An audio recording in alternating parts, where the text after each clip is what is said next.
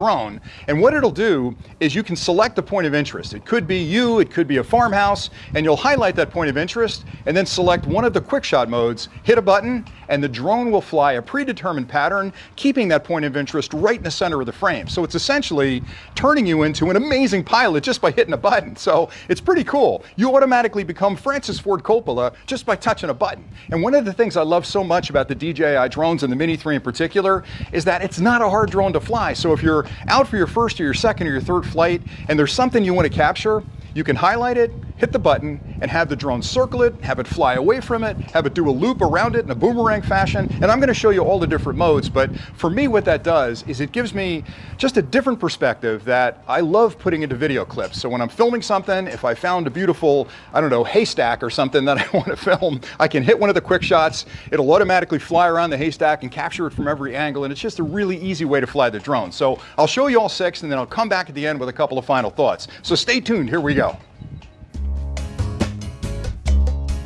The first quick shot is a simple one that I use an awful lot.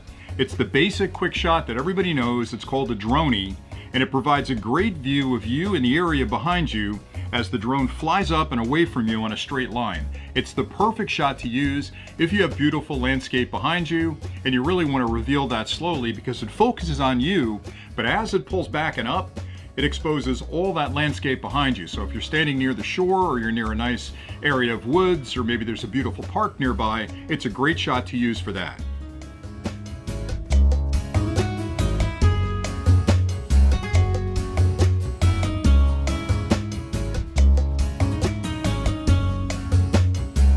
The rocket quick shot is very similar to the droney, but instead the drone shoots straight up and provides a much more expansive view of the area all around you.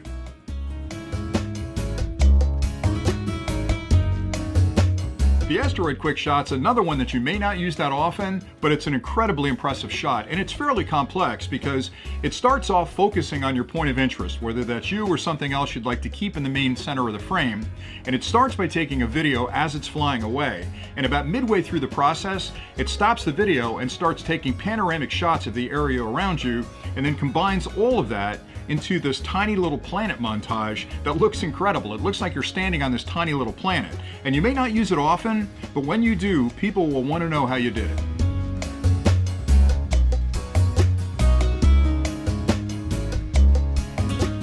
The circle quick shot is easily the most popular, and I use this one all the time. You're basically going to define a point of interest and then hit the circle button, and the drone will fly in a 360-degree pattern around that point of interest, keeping it in the center of the frame. It's a great way to show a water tower or a fire tower, or maybe you've got a waterfall that you'd like to capture from the bottom and the top. It's just a great shot to use, and you can do that manually if you practice, but it's a very easy shot to accomplish, and it gives you very professional results.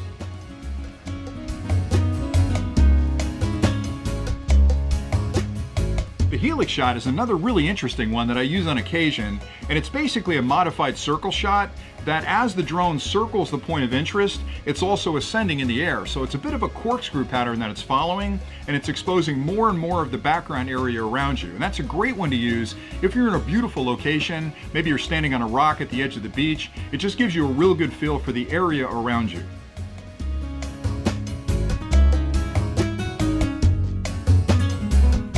Boomerang shot is easily my favorite of the group, and it really shows off the capabilities of the drone and how much the advanced software helps with the flying.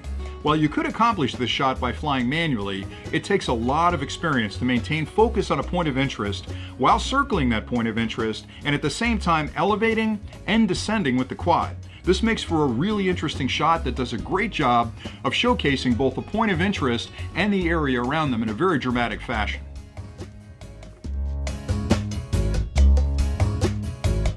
I hope that was helpful, and the Quick Shots feature is one of those standout features in the Mini 3 Pro and a lot of the drones that DJI makes that I don't think gets enough coverage, because when I talk to new pilots or people that are thinking about joining the hobby, the one question I get all the time is, boy, those drones look really hard to fly. How am I ever going to keep a point of interest in the center of my frame and be able to circle it and do all those beautiful shots? It's going to take me years to get that good.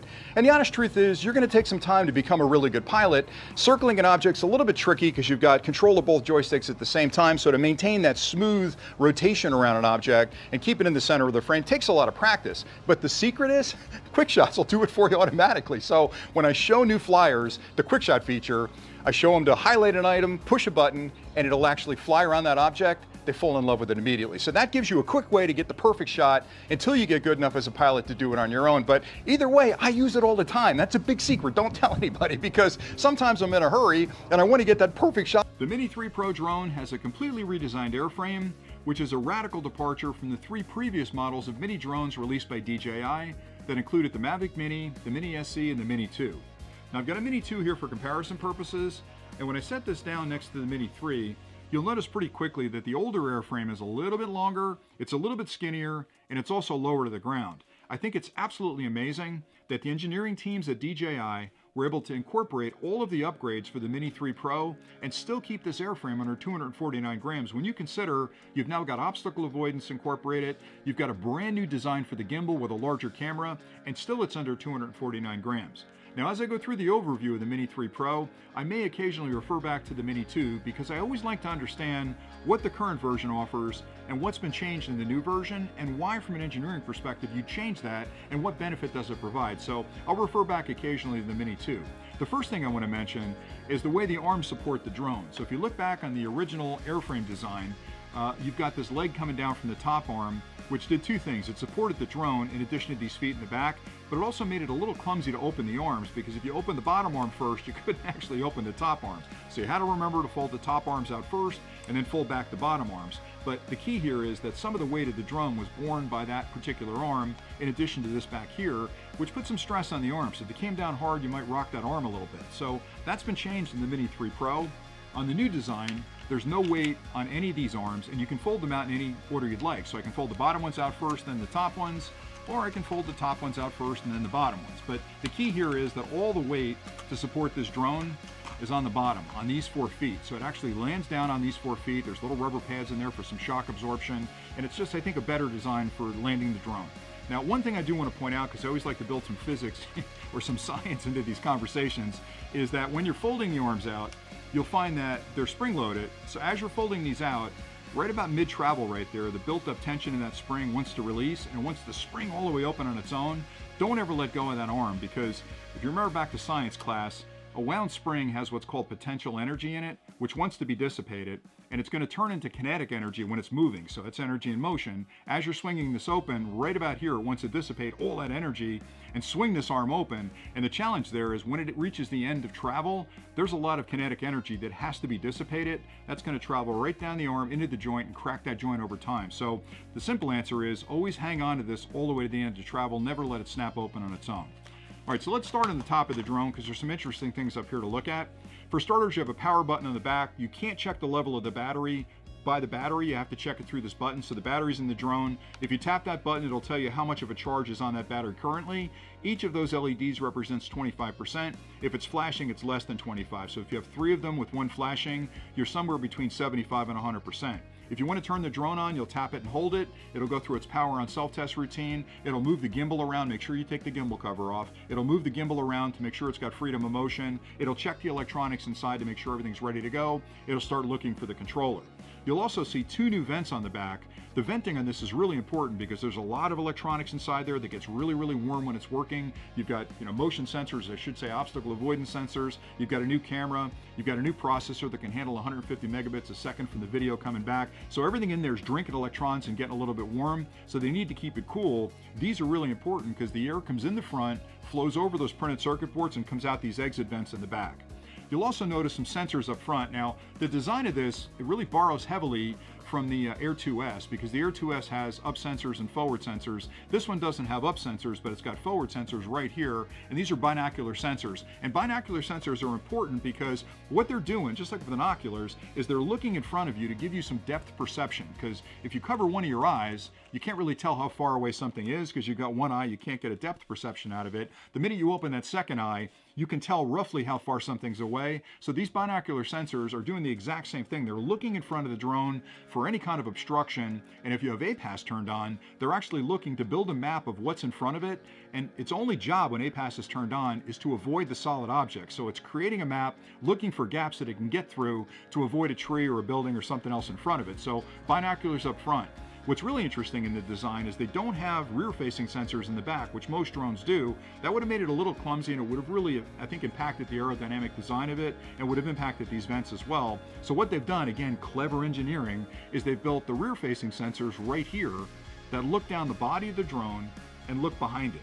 Now, your first question would probably be, and it was mine as well, how effective can they be knowing the body's in the way and these things are in the way? I can't see a lot behind it. You would be astounded how good it is in reverse, because I've got another clip I'm posting this week where I actually try to crash the drone. I really tried hard to crash the drone, flying at full speed into a stand of trees in the Pine Barrens, and it would not crash. Now, I expected that in the front because I have the two binoculars up front, but I was really worried about it backing out from that crowded tree stand, and I'm telling you, it was just as good in reverse as it was going forward. So these are the forward-facing sensors, these are the rear-facing sensors. You have two more on the bottom right here, again, another set of binocular sensors to look below it. So as you're coming down on something, these will draw a map of the ground below it and make sure that it doesn't crash into something. Now, I'll take the cover off in a minute. You have two more sensors right here that are VIO sensors, and they help when it gets close to the ground so it can keep level flight, or if you're flying inside, those are kicked in as well. All right, so let's see what else we've got. Had a few questions about the propellers. People want to know if they can use the Mavic 2 propellers with the Mavic 3. The answer should be obvious. Absolutely not. They're different sizes. There's no way you're going to transfer them across. Do the covers fit? I haven't tried it yet. I'm going to try that later today, but the way they mount are a little bit different as well, so I'm assuming there's going to be different motor covers. I like using motor covers. I don't like to leave windings exposed like that, so I'm sure there'll be motor covers coming for this. Now, as far as the propellers go, you're going to change them exactly like you do on the current Mavic products and the Mini products, or I should say the Mini products, where there are two screws that hold the propellers in. Now, a couple of cautions here. You should understand that the propellers have personalities. There's a clockwise set and a counterclockwise set, and you'll find that these two are the same style and these two are the same style because it's got to balance itself in the air. When you change the propellers, you'll find that in the package there'll be new screws and new propellers. Always change these as a pair because they're matched at the factory, they're balanced together, and always take the screws that come out, throw them out. Throw out the old propellers, throw out the screws, use the new propellers and the new screws, because on the end of those screws is a tiny bit of blue Loctite. When you tighten these down, it actually, from the compression, will actually ignite that Loctite, not ignite it, but activate the Loctite to hold those screws in there. Now, you could hang on to the old screws and use a dab of blue Loctite at them. That's totally up to you. But since they come with new screws, just use the new screws when you change them, but always change two propellers at the same time. All right, let's take a look around the outside of the body. Nothing on either side there. You'll notice there's a couple of scratches on there. Those came from my crash testing. I actually was successful to crash it, but I had to be a real knucklehead to actually crash. And I've got a clip coming where I explain the goofy thing I did to crash the drone, but it's been crashed a few times. Some dirt on the side there as well. All right, on the bottom of the unit, again, I'd mentioned these 4 feet. You'll see another ventilation hole right there because the air flows above and below through that front chamber, and it cools below it and it cools above it, so it's keeping the inside electronics really, really cool. One of the questions I got a lot from people was, okay, a lot of other small drones get really, really hot when they're shooting 4K at 60 frames a second. Does this drone get hot? I have an entire clip where I'm talking about that. The short answer is yes, it will get hot if you let it sit and don't actually fly it, because it's designed to fly. And part of the heating schema is to put it up in the air and have air pass over the electronics and pull the heat out the back as it flies. If you're not flying it, it's gonna get warm. So don't turn it on unless you're gonna fly it. Turn it on, connect up to your controller and put it up in the air and cool it down that way.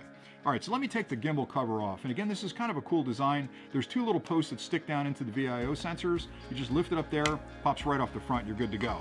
Now, here are the 2 optical sensors I mentioned. These are binocular sensors, which are visual. These are VIO sensors, which is, I'm gonna mess this up, but it's visual inertial odometry. I knew I'd get it eventually, I just had to think about it. But anyway, these are time of flight sensors that are ricocheting infrared signals off the ground below it, and then they're timing how fast those signals come back to be picked up, and it has a real good idea of where it is off the ground. These kick in probably under 20 feet. So if you get down lower than 20 feet, these guys kick in. These are still being used, but these are primarily what keeps it from crashing into the ground. One word of caution, these can get confused if you get to a reflective surface, if you're over snow or you're over water, and you get down too close to that, these can actually get confused. And I've had situations where the drone thinks it's further away from the water than it actually is and take a nice dive. So be really careful when you're flying over water or other reflective surfaces. All right, so let's take a look at the front because I am blown away by this camera system they built into here. Now, the gimbal assembly is radically new.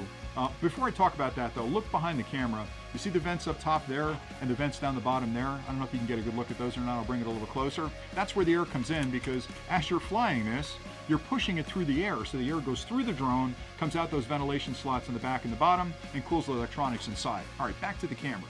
The camera itself is a genius design in a lot of ways. For starters,